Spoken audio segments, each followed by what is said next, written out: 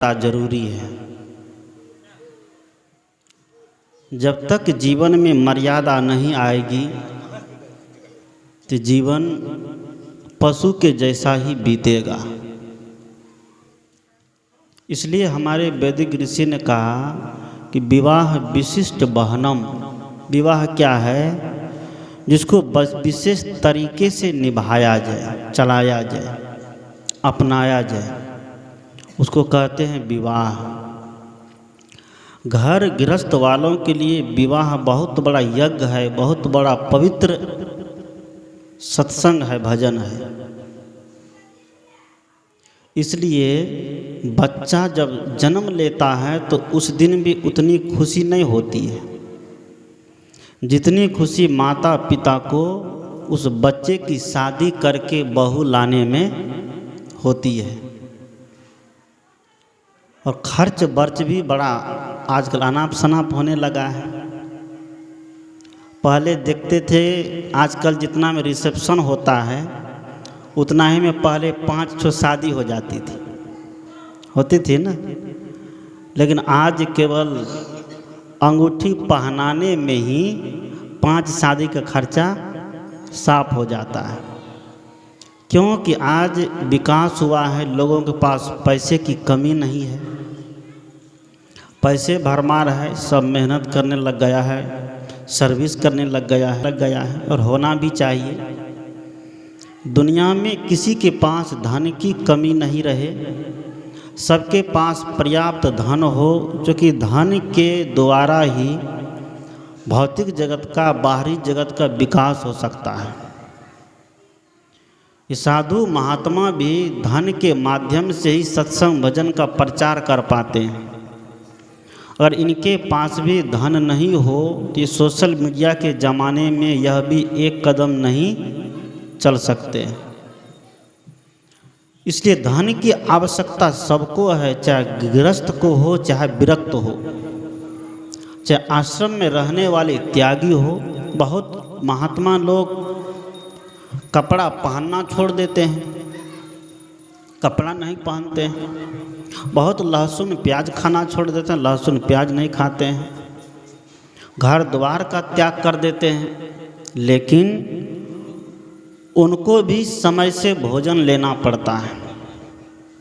भोजन के लिए धन की आवश्यकता पड़ेगी।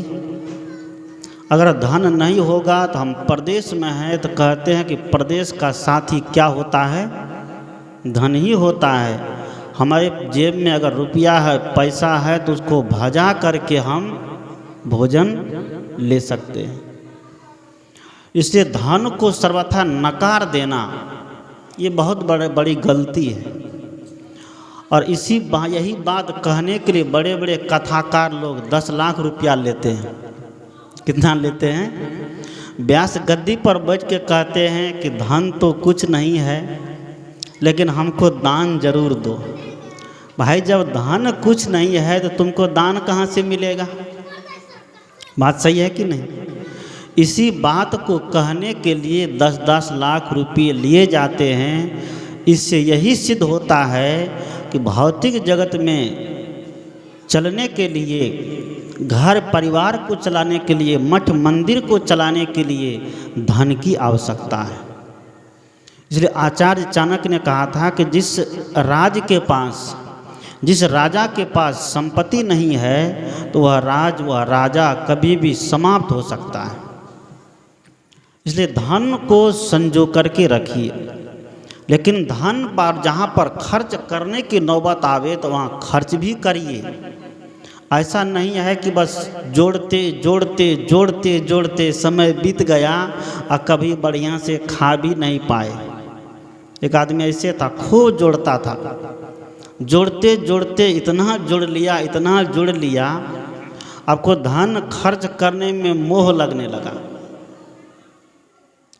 कभी बढ़िया सब्जी खरीद के नहीं खाए, कभी दूध खरीद के नहीं खाए, कभी बढ़िया कपड़े नहीं पहने। एक दिन चोर ने घर में डाका डाल दिया। हमारे नीति में आया है कि धन की 3 गति होती है। प्रथम गति है दान, दूसरी है भोग और तीसरी है नाश।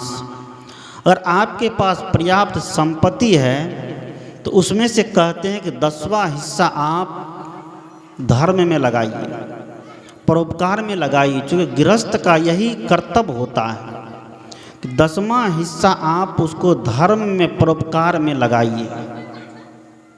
अगर धर्म और परोपकार में नहीं लगा पा रहे हैं, बहुत मोह है आपको संपत्ति से कि इतनी मेहनत करके, इतना खून पसीना एक करके संपत्ति कमाए हैं, इस संपत्ति को हम कैसे दूसरों को दान दे देंगे।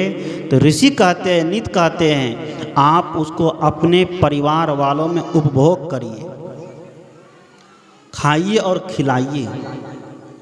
ये धन की गति है।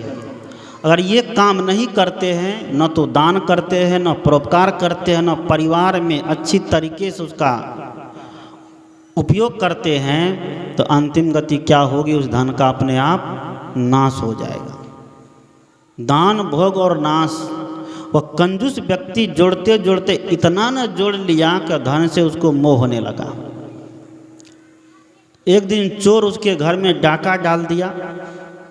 चोर आया, सीन काट करके अंदर घर में गया, सबको बांध दिया।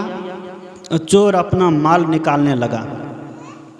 सारी संपत्ति निकाल करके चोर गठरी बांध लिया और लेके जब जाने लगा तो जो जोड़ने वाला घर का मालिक था वो कहता था, जाओ जाओ ले जाओ ले जाओ, जीवन में कभी भिंडी की सब्जी नहीं खाई, ले जाओ, सब धन बर्बाद हो गया।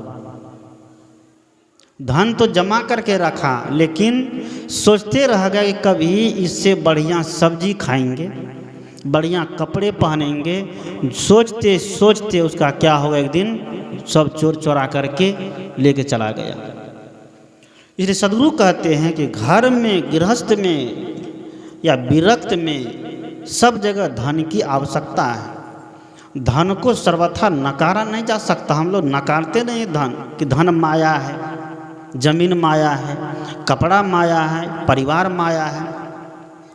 माया तो हमारा खुद का मन है, मन का मोह है। मन के मोह ने माया बना लिया।